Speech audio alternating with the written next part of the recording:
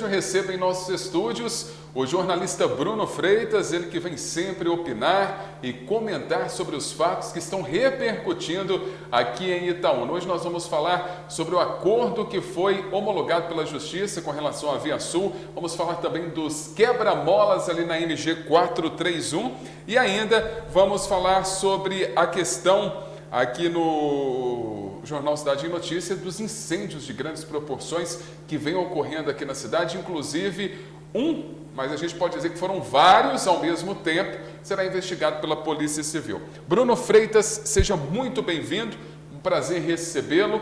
Nós vamos começar com um assunto polêmico que está dando o que falar, até mesmo nas redes sociais, pessoal comentando, bravos, cobrando uma posição aí das autoridades. Foi a Justiça que homologou o acordo da gestão do Neider Moreira com a ViaSul por prejuízos durante a pandemia. Está prestes a trocar a empresa. A ViaSul vai sair ganhando nessa? A Justiça entende que sim. O acordo que a Prefeitura propôs à empresa foi homologado pela maioria de votos.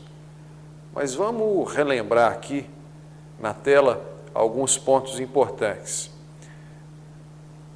A Procuradoria, em relação à decisão, disse que esse acordo que foi firmado em 2024, na gestão do ex-prefeito Neider Moreira, penaliza a atual administração com uma conta milionária que não foi gerada nem assumida pela atual gestão.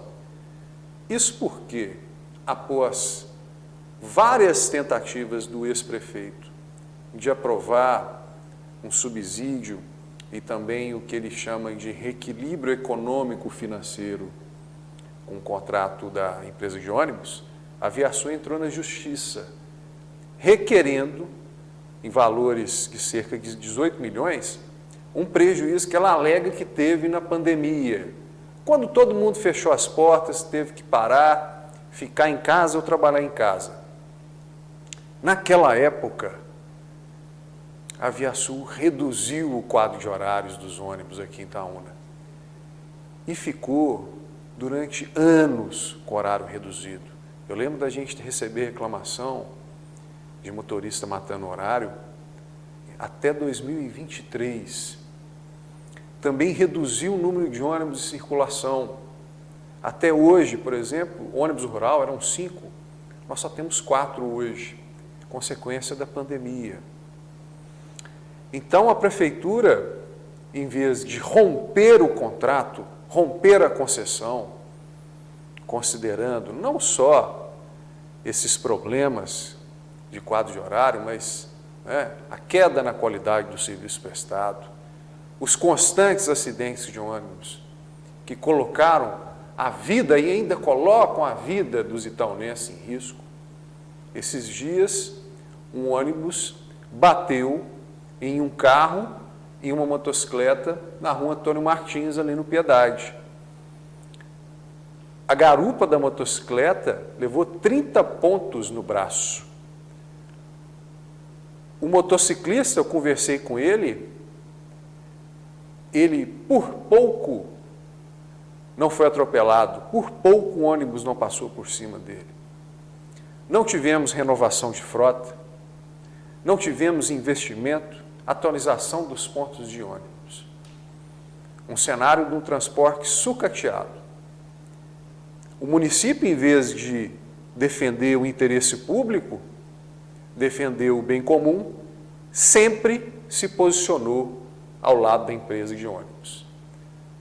Seja por meio da gerente de trânsito e transportes responsável, seja pela figura do senhor prefeito. E tem duas imagens que simbolizam essas sucessivas tentativas de se dar dinheiro à empresa de ônibus, que eu queria que o Luciano colocasse na tela. Que é aquela reunião que teve lá na Prefeitura, em 2023, em que o município chamou até a imprensa e falou que tinha havido um consenso para se congelar a tarifa até o término do mandato. Na época a tarifa era 4,50, se não me engano. Antes do último aumento, né? Com a contrapartida de se aprovar 26 milhões para a empresa. Os vereadores voltaram atrás. Já essa outra imagem é a audiência de conciliação no fórum, depois da empresa já ter entrado na justiça pedindo esse reequilíbrio de contrato. Então agora a conta fica para o itaunense. A prefeitura divulgou uma nota dizendo que cabe recurso. Eles vão recorrer?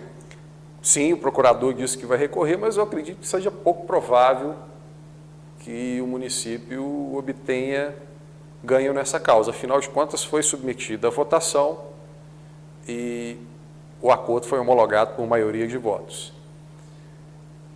Fica aí, mais uma vez, né, a análise de que a coisa pública, o interesse público, ele tem que se pautar da forma como atende a população. No momento que o município se posiciona a favor da empresa de ônibus, sem pensar nas pessoas, sem pensar no usuário de transporte coletivo de Itaúna, que continua sendo penalizado, mesmo já tendo passado 5 anos da pandemia, né? O resultado é isso aqui, gente. O município tendo de dar dinheiro à empresa de ônibus, que não prestou um serviço adequado na cidade, que deveria ter o contrato rompido, que é responsabilidade do prefeito romper, e o ex-prefeito não tomou a decisão.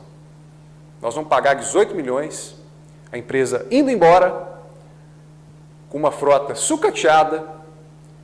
Eu arrisco dizer que, na atual condição aqui, a empresa não vale nem 30, e fica mais uma vez aí a conta para o usuário. Eu espero que o Ministério Público haja. E agora eu te faço uma pergunta que é a pergunta que o nosso telespectador deve estar se fazendo nesse momento. Como que o município, a prefeitura, irá pagar esses 18 milhões? Serão 10 parcelas, mas com que verba? No acordo foi proposto pagamento por precatórios. O que seriam os precatórios para quem está nos assistindo entender? Dívida pública, um pagamento parcelado que o município se compromete e vai pagar. Se a justiça determinar, não tem como. O município vai ter que acatar a ordem, é decisão judicial. Mas é algo para se ficar indignado. É algo para se ficar estarrecido. Porque nós temos uma sucessão de fatos, tentativas sucessivas de aprovação de projeto de lei, seja por meio de subsídio, seja por meio de reequilíbrio, para dar dinheiro para a empresa de ônibus. A empresa de ônibus reduziu a frota na pandemia, reduziu o quadro de horários, todos os empresários sofreram prejuízo na pandemia. Por que o foco tem que ser dar dinheiro para a ViaSul? Por que o foco do governo anterior não foi atender a população, atender o usuário, exigir ônibus novo? Não, foi lá, aumentou a idade média para 12 anos, né? Idade média dos ônibus. Aí veio um monte de ônibus velho para Itaúna. Por que o itaunense não foi colocado em primeiro lugar nessa questão do transporte coletivo? Abordamos esse assunto aqui de forma corriqueira, cotidiana nos últimos 5 anos. Mostramos os prós e os contras. Mas o desfecho penaliza o itaunense. Não há um senso de justiça ao que foi ocorrido. Agora, Bruno, nós vamos falar dos quebra-molas que foram instalados ali na MG 431, próximo a Estelantes, ali próximo à entrada da Água Viva. Você acha positiva a instalação desses quebra-molas? Irá reduzir os acidentes recorrentes naquela localidade? É difícil dizer, porque se for construído um trevo e instalado um radar mais à frente, o lógico seria o Departamento de Estradas do Estado, que é o órgão responsável pela rodovia, equalizar a melhor solução técnica. Mas, em vez disso, o DR optou por fazer o que é mais fácil, barato? Talvez sim, mais barato, que foi simplesmente instalar ali 2 quebra-molas perto da empresa multinacional. O DR se posicionou, também gostaria de colocar a justificativa para vocês verem, que o órgão alega que foi feita uma avaliação técnica que considera o fluxo de veículos pesados ali, as carretas que fazem as conversões, e ficou definida a implantação dos 2 quebra-molas. diz ainda que continua monitorando o ponto para avaliar se os redutores ficarão de forma definitiva. A gente sabe que a MG 431 é uma via de escoamento de produção de minério e tráfego pesado de carreta. E que tem caçambeiro que igualmente mete o pé no acelerador quando entra na rodovia, colocando também a vida dos outros em risco. Por isso mesmo, o município de Itatiaiuçu solicitou, um tempo atrás, a instalação de quebra-molas ao longo da rodovia, ao longo de todo o trecho da 431 em Itatiaiuçu. Mas aqui em Itaúna é justamente o município onde nós temos maior número de radares redutores de velocidade. Portanto, seria mais lógico o DR construir um novo trevo acima, próximo a acesso da água viva,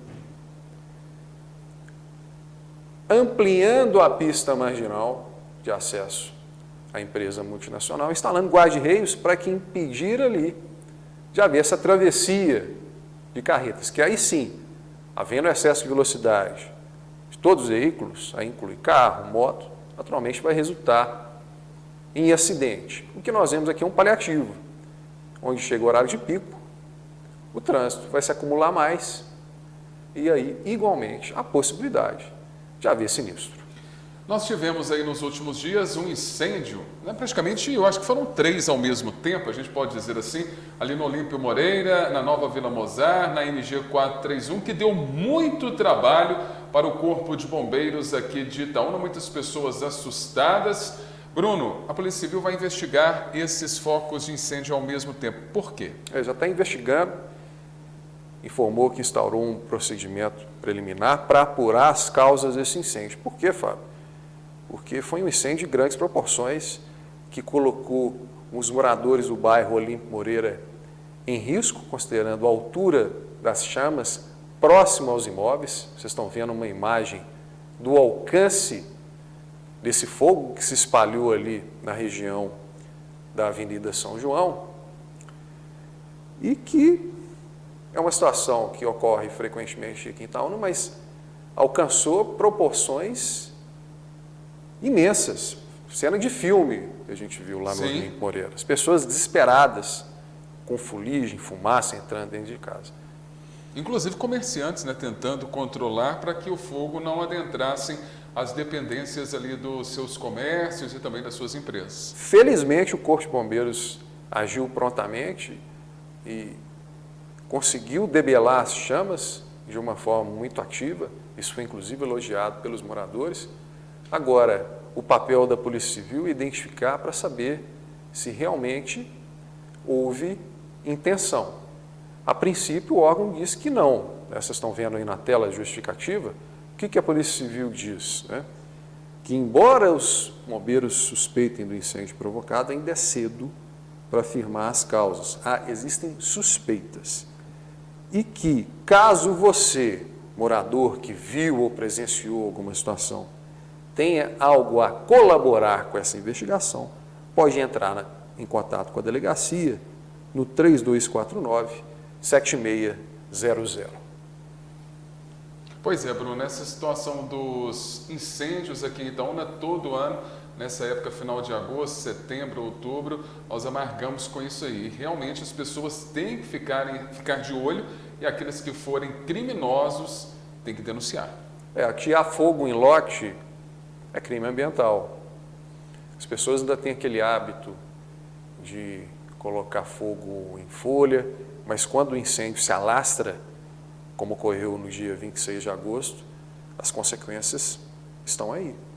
Colocam em risco a vida de todas as pessoas, de todo um bairro, com cenas alarmantes que a gente nunca viu aqui em Itaúna. Portanto, é preciso tomar cuidado para que isso não se repita e assegurar, sobretudo, a segurança do itaunense. Bruno, mais uma vez, muito obrigado pela sua participação, os seus comentários, a sua opinião e até quinta-feira. Sempre em defesa do cidadão itaunense.